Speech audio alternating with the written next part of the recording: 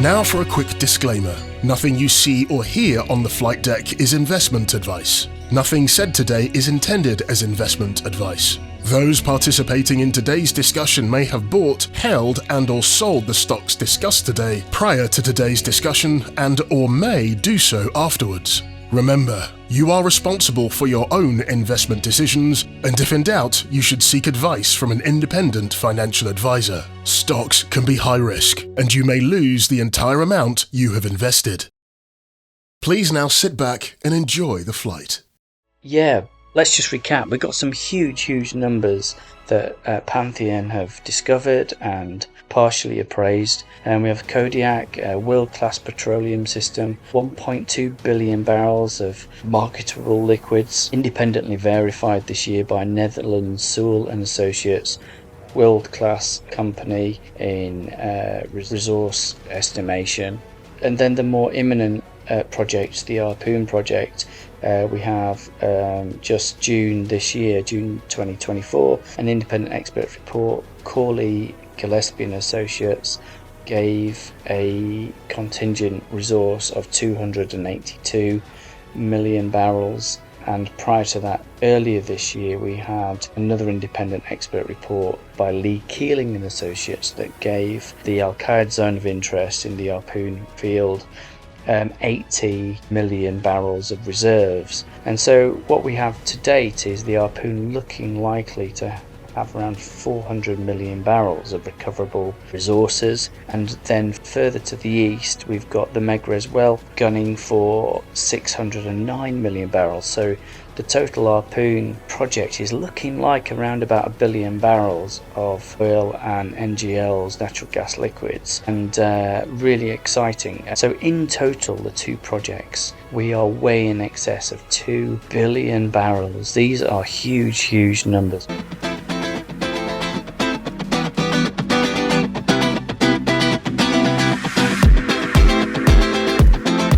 Here we are on the Megrez pad. Behind me is the neighbor's 105 AC rig. We're drilling some top-set prospects, multiple stack sands that have about 600 million barrels prospective resource and 3.3 TCF of gas, so about 1 billion barrels of oil equivalent. This well is a directional well, and it'll TD about 5,000 feet under the Sag River to our east. Okay, hi, welcome everyone. We are the Flight Deck, part of Flight's investment server on Discord. You can find us on the Discord platform. And welcome. So I'm here again with AlaskaGeophiz, and we're just going to talk some more about Great Bear Pantheon and the history and tight oil, shale, multistage fracks, Permian Basin, and we have a particular interest in Pantheon Resources, who are a young exploration company on the North Slope of Alaska. Welcome. I think most people know who you are and your connections historically to Great Bear, who then merged with Pantheon Resources. I wanted to perhaps touch on the history of tight oil and shale and how that's impacted on American production, and the potential that we see in the crossover of using those unconventional completion techniques and moving that across to Alaska, but then also recognizing that Pantheon's also potentially has some conventional parts of their fields as well. So I mean, perhaps let's just kick off there in terms of read across from what's happened in the Permian Basin and the explosion of oil production, and then we can set the context. How are you? Doing good. And again, just let me give you a little history of Great Bear Petroleum prior to their merger buyout with Pantheon Resources. In about 2010, 2011, Ed Duncan and a variety of investors, including Riverstone, which is kind of a group of investors and other people that kind of put money together for new projects. They got together, and Ed and Bob Rosenthal and other folks said, look, they're taking off this new new idea down in the lower 48, shale oil. They're doing it with horizontal fracked wells. They're taking rock that at one time people thought was either source rock that supplied conventional traps or just very tight rock that basically had oil in it but was so hard to get out. He really didn't do anything with it. But in early sort of 2010, 2011, that play in the lower 48, Permian Basin, Bakken, Eagle Ford, a number of different basins were taking off and climbing in production and success. So Ed and the group went together and they put a bid down for about 500,000 acres in what they call the Brookian Foreland Basin. Again, it's no obvious traps down there, but it is where the source rock supplies all the oil for the fields like Prudhoe Bay, the largest U.S. oil field, Capark, one of the largest, second or third largest oil fields in the U.S., and other fields up along what they call the Barrow Arch. When I was working at BP at the time, this small group of people that just put in a very small amount of money per lease were able to get almost uncontested 500,000 acres. And then to make anything out of that, they had to then shoot some seismic. So they started 3D seismic as opposed to more typically starting exploration with maybe 2D seismic. But through the state tax credits, they basically in 2012 started shooting some data near the Sag River, again, the Dalton Highway, the main source of transportation to Prudhoe, along with air transportation, was right in the heart of their acreage. So they started shooting some seismic. They drilled 2 test wells, stratigraphic wells, to test the shale oil play and the source rock. That was the Alcor and the Merrick wells, and that was in 2012. They then took a little pause to analyze the data. It's quite interesting. The source rock, they found the right maturity they were looking for between oil generation and light oil generation, and their 3 main source rocks. So they continued that and again worked with the state credits to finance stuff. But they took a little bit of pause and eventually decided that the cost of the wells for future development was a little bit on the tight commercial side. It was going to pay out, but again, they had to have a big series of drilling to basically stage enough oil to basically make it pay for all the infrastructure and everything else that came with that. So they pivoted in 2014 to more of a conventional play focus with a 3D seismic growing in size. I came in 2014. We worked up some of the obvious prospects along the Dalton Highway Road, which included the Alkaid number 1, Talitha, and we looked at sort of, again, conventional prospects. So you came on as the exploration manager at that time, yes, in 2014. Okay. And it was a very small group. Again, some of the people are still there. But again, we worked the prospects up. And into 2014, we got funding primarily through, again, Riverstone, which is sort of like the board of directors for the other investors. And in early 2015, we started drilling off an ice pad, the Alkaid number 1 well. Again, I'd planned it, picked the location. And again, with Ed Duncan, who was our president CEO at the time, his blessing. And we drilled it, and we found the exact same target we wanted. And again, this is interesting. As you're drilling the well, persons that are authorized have basically a computer program that shows them the drill bit logging readings as we're drilling. And we sat there, and of course, all the best zones always come in at like 2, 3 in the morning. So we're sitting there with our team, including people from the Bay Area technical team, which is now Allegra Hosford Shire, who's now on the board of directors. She was one of the consultants we used at the time. So we're all sitting there watching it, and the gas readings going up. Actually, it first went up through the what's considered the shelf margin delta, just below the K10 horizon. But it wasn't as high as when we went through the zone of interest. It just kept climbing and climbing in the gas readings and the mud gas. And it was getting very exciting. But we were also having the river overflood on the Sag River. And again, getting supplies in and out of the drill site was very challenging. The traffic going into Prudhoe and all the fields up in the North Slope was basically suspended because of the river overflooding the road. So again, we basically had to cut it short. We got through our target, but we couldn't go as deep as we wanted. So we basically stopped it at that point, went back and looked at the data we'd collected, and we got what we got. About 2015, the oil price was dropping quite severely. The state had decided, because of their own issue of how do they pay for their services, they were going to cut back on the state tax credit. So they put Pantheon and other small exploration companies at risk of paying their bills. So basically the company stalled out for a number of years until 2019, where they merged or were bought out by Pantheon Resources. Michael Duncan, one of the drillers at the time, he continued his effort to get the original Alkaid 1 zone of interest tested, and they got 108 barrels of oil per day from a very short test with a small fracture and essentially a vertical well. That led them to decide that they could then drill these as long horizontal multi-stage fracked wells like they do in the shale oil. Yeah, how long would they, 5,000 foot, 10,000 feet? Yeah, again, if you go back to the lower 48, which is again what's considered shale oil, let me step back a little bit. Peak oil was supposed to happen in sort of the 70s to 80s. And again, we in the U.S., we're going to get to a point where we couldn't get any more oil rate, and basically everything was going to drop after that, and we were going to run short of oil. But then this play with the multi-stage fracturing reinvigorated it, and basically we started seeing an uptick in oil production. And essentially, we got to the point where we were even exporting oil to other countries because we had so much surplus along with the gas that came with it. Shale oil is a big revolution. It led to a lot of production in the lower 48 and various shale oil plays.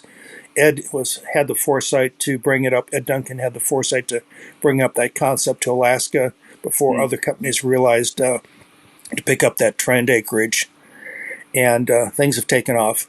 We drilled the Alkaid number 2 well in, I can't remember exactly which year, but not too long ago. And we had kind of mixed results there. They then later went back up hole and tested the shelf margin delta. Got good kind of rates there for what they were doing from single frac. And again, I think it's led them now to address the shelf margin delta, which they've renamed the Ahpun field. And it's all gotten very interesting that we have a 400 million barrels or so in the Ahpun topset play, plus the zone of interest.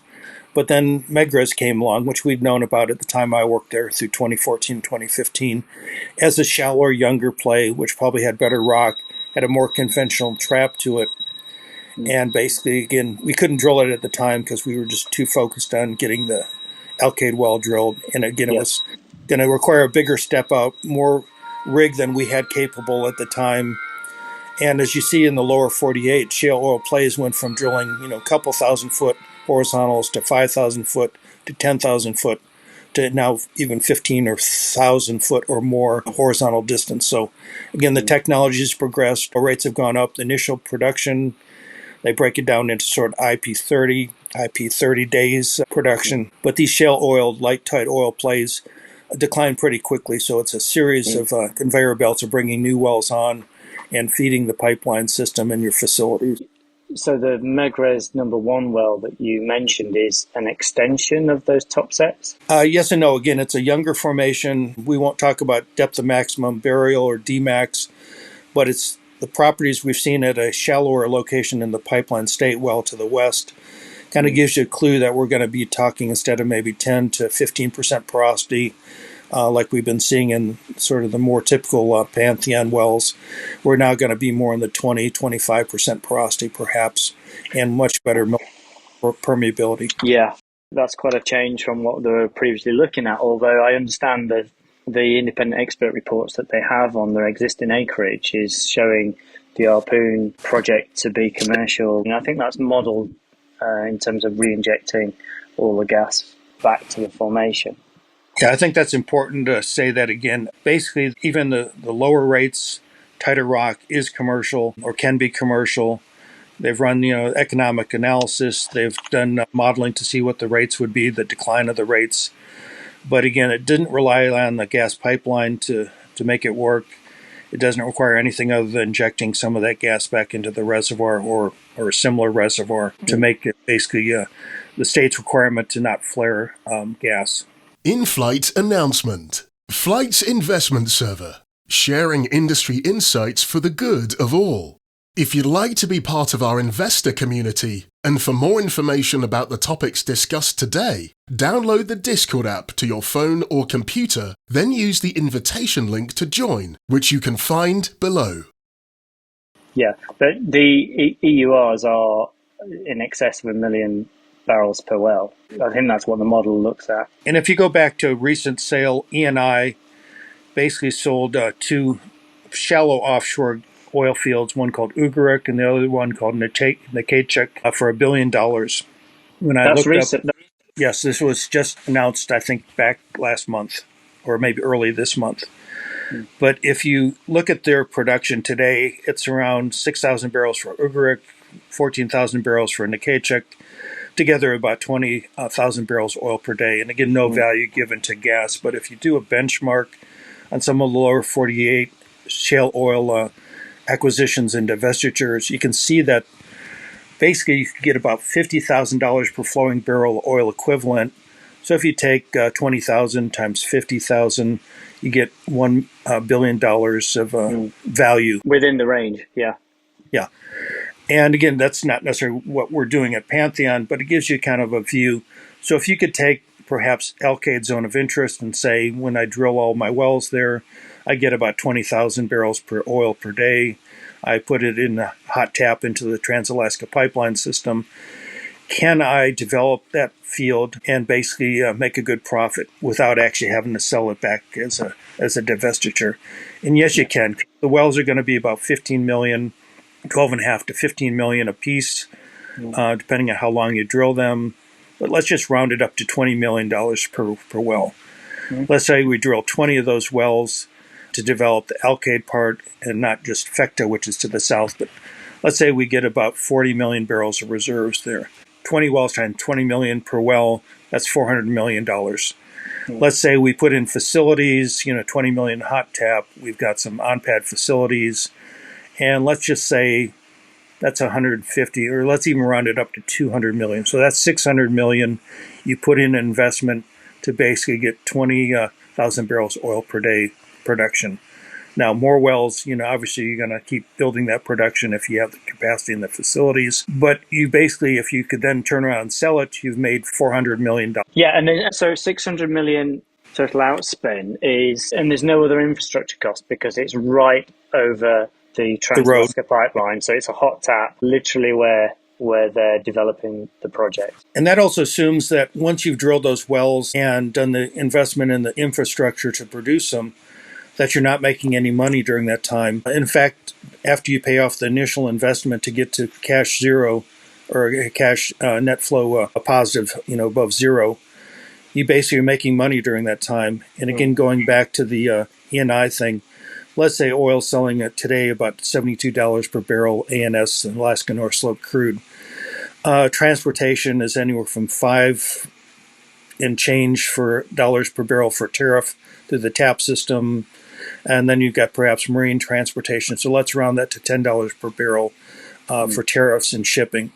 You've got OPEX, which is operating expense. So basically keeping those wells going, providing electricity or gas or whatever is needed to keep the wells producing the volumes they need to produce. And then you've got taxes, you've got royalty. So in a typical barrel of oil, the state may take 12% or 15% of the value for themselves minus their share of the operating expense to transport it. So basically you're saying between $50 and the sale price today around $72, can you cover that with your OPEX, your financing cost, all the shipping, everything else that goes into actually producing that barrel? And probably you can. So again, you basically have a money machine here. And then once you start to get up to 50,000 barrels per day at a facility, you're just really, ka-ching, ka-ching, ka-ching. Yeah. So, and I guess the production facilities are just built out in a modular array type form. That's where Pantheon's going with it. And again, that's where I think Oil Search and Santos, basically with their PICA development, are also doing that in sort of a modular approach, but perhaps bigger modules. So the current production facility at Alkaid number 2 was basically for about 2,000 barrels oil per day, and they upsized some of the tankage to make it up to about 5,000 barrels oil per day. So they just kind of bring in as many modules as they need. Or again, if you had a big major oil company come in here and you look to develop all this, including Theta West and what we now call Kodiak basin floor fan, you might put in a big central processing facility. And again, for the gas export, eventually you want to have some refrigeration and stuff to strip the NGLs out a little bit more efficiently. The current Harpoon project has been independently assessed by global modelling companies in the oil and gas industry, and they've produced a commercial payback that's been stress tested. So what we're saying is oil and gas currently found and partially appraised, obviously there's more appraisal to go, is already commercial, but then moving on to the sort of younger extension or the eastern topsets in Megrez, it's an order of magnitude beyond what is able to be produced in a typical harpoon well. Yeah, and you think about 600 million barrels, and again, possibly more with the other seismic amplitudes that have been mapped. What are the well rates you need to have and the facilities you need to have to produce those with the decline you're going to expect from that type of reservoir? It's going to be a lot more than 20,000 barrels per day facilities, a lot more than 50,000 barrels per day facilities. Otherwise, you never produce it before the lifespan of taps runs out. So that's going to be a real challenge for the folks to do an environmental impact statement, do the facility design to say, how am I going to produce that efficiently? What's my max rate I want to build the facilities for? Because you don't necessarily want to oversize it. But that 600 million barrels or more, and then another maybe 400 million barrels for the previous harpoon stuff, that's a lot of oil to put down the pipeline. How am I going to do that in the time frame that I need to do, plus build up the reserve-based lending and other things to pay for that as a small company like Pantheon Resources? Okay, so what I'm hearing is there's a substantial project appraised in harpoon that's been assessed independently as commercial.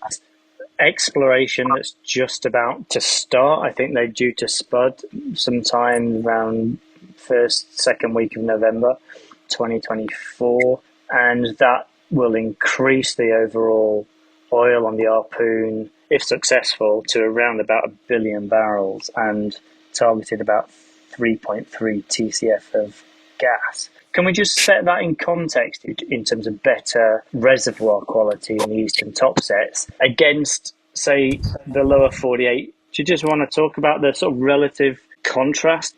Yeah, a couple of things. One is if you look at, say, Talitha well, which again Pantheon drilled, they had seen about 3,700 feet of vertical oil hydrocarbon shows. And again, I'm sorry, I'm not in metric for some of my UK visitors, but anyways, that's a really substantial. Most oil fields, the conventional ones, they're talking anywhere from 20-foot sands to 100-foot to Prudhoe. You might have 475 foot of vertical oil column in the thickest part of the field, and that's the biggest field we have in the U.S. Onshore, yeah. So again, when you have 3,700 foot, the question is, how do you actually develop that? What they do in the lower 48, they have these things called benches. So basically there's sort of a little bit better rock within sort of the vertical succession of the shales and the siltstones and the sandstones. And they drill a series of horizontal wells in one bench. They may move up and drill another bench, or they may even do them as multilaterals. But they have these targets. They can continually feed the rig with new targets as they go up or down hole with, the light, tight oil stuff. While over at Megrez, we're going to have permeability is an order of 10, 100, 1,000 times better than what we're seeing at Alkaid and some of the Theta West and Talitha, what we've drilled today. So these are going to have much higher oil rates. They're going to have much better recoveries. The decline will be less severe, but they will require things like secondary and tertiary type oil recoveries where you might re-inject water and might re-inject gas to basically provide pressure support. So it'll be a sort of different reservoir engineering solution than perhaps down where you're doing pretty much primary production, where you're using pressure gas depletion to basically force the oil out. So it's a little bit apples and oranges, but I really like the orange part at Megrez because you're really going to have some big well rates if things come in as predicted. So it's the Nanushuk Formation, is that right? Yes. Well, over to the west, it's the Nanushuk. Our age is a different age over here, but gotcha. All right. So it's analogous to pick a horseshoe, is that right? Yeah, actually, it's a pick a horseshoe is again Nanushuk also, but it's the formation age, but the rock type is a shelf margin delta or topsets, depending on who you want to talk to. And the geologic model is very similar to Willow, pick a horseshoe, and again, the shelf margin delta that Pantheon has, and then the new Megrez shelf margin delta, or what they call topsets. And the interesting thing about Megrez is a lot of these topsets or the deltas kind of come in, they prograde, they keep moving into the deeper part of the basin. But if you have a rise in sea level and still got good sediments coming in from the rivers and the alluvial sediments coming off the mountains, you basically can what they do call aggradation, and that basically allows your sands to actually build up vertically before they prograde into the basin and fill up the deep part. Megrez, when you look on seismic, actually looks more aggradational than just strictly progradational, like our other deposits to the west. And that's really interesting. Again, it's going to perhaps provide some thicker sands, perhaps provide more multiple targets. But again, we won't know for sure till we actually drill the well and see what we find. So thicker sand, so meaning like channel sand. So it's like the thicker grain sand. Yeah, the delta is going to be providing sort of a, if you think about the delta, it's typically kind of a coarsening upward sand package. You go from sort of pro-delta silts and shales in the basin, and eventually the sands kind of start filling on top of those. And eventually you get channels like a distributary mouth bar for a delta, which has really good, thick sands. And again, the permeability gets better as you go up in the top of it till finally the delta gives up and something overfloods it. And they basically have more shales perhaps flood back and bury that delta. Okay. Well, I think we're probably going a little bit too deep dive for the purpose of this chat, but my geekiness is coming out again. Let's just set this in context again. So do you, as an oil industry, retired now, but do you see that technology that's been implemented so successfully across the lower 48 and Permian Basin, do you see the inevitability of that technology moving extensively into the North Slope? Yes. And again, it goes back to scale.